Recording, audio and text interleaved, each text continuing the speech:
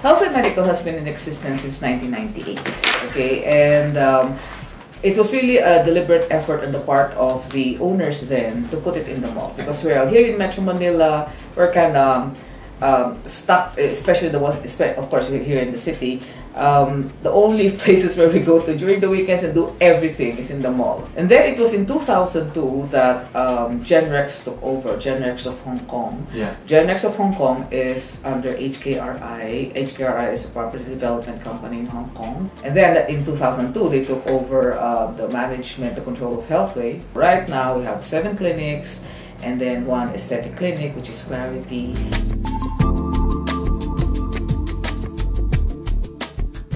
Check-up business. Basically, we start with that. So whatever you can do in the hospital except being confined, we can practically do here, except of course for the more complicated imaging things like CT scan, MRI, or whatever. We don't do that in the mall, of course, right?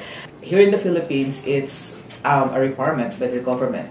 That I understand that in other countries it's not, but in here it's a requirement. If, for example, you want to renew your business license, you have to show the government that your employees have had their annual physicals, and well, of course, it's actually optional for executives to have theirs, but of course the HRs include this also. Right now, I think we are among those who have pioneered the executive checkups being done, especially for busy executives. You do it all in the morning, we can finish it all for you, we have the facilities for it. And then in the afternoon, you can still have your meetings. So we can do that. So all our clinics have multi-specialty, multi-specialists. But we were the first clinic network that had it. We're exploring into what other accreditation we would want to get into, whether it's JCI or Malcolm Baldrige and all that. Because we do know that, of course, while we have we maintain our standards, if we are to entice other clients, especially multinationals or let's say even get into medical tourism, then we will have to have some standard that they can trust. But here we're very close knit, and if the kind of care that you give, hopefully it didn't come from a dysfunctional family, but the kind of care and love and the thing that you get from your Filipino family, you can get from Healthway, because we make sure of that. Language does help, because it's kind of strange to be if people are foreigners, I mean, are comfortable, they are understood, and that they can converse with their caregivers or their caregivers. Then the perception of being cared for is easier.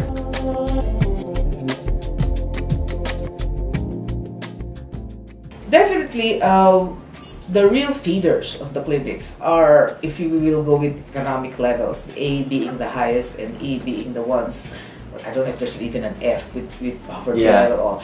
We're B upper C.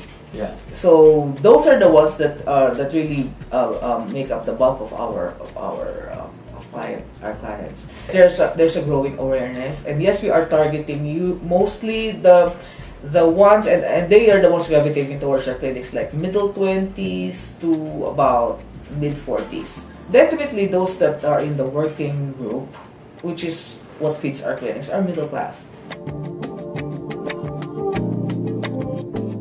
The thing with Filipinos, going back to what I said earlier, is that family is a big deal, right? Yeah. Okay, so the first line of attack is for the families. Right. Yeah, right. So, like again, for example, we do have just so there's easier access for them, and because that's one of their top worries, not just tuition, not just housing for their families here, but the health of their families whom they leave behind.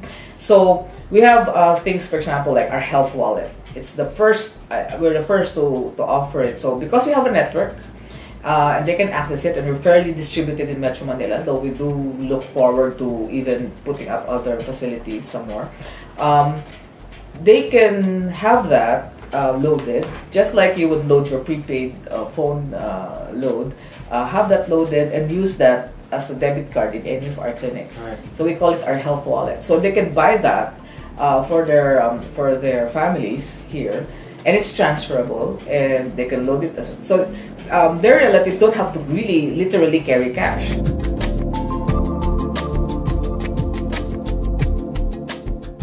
And definitely in terms of healthcare, we're seeing that I guess we've been successful in a way in persuading people to be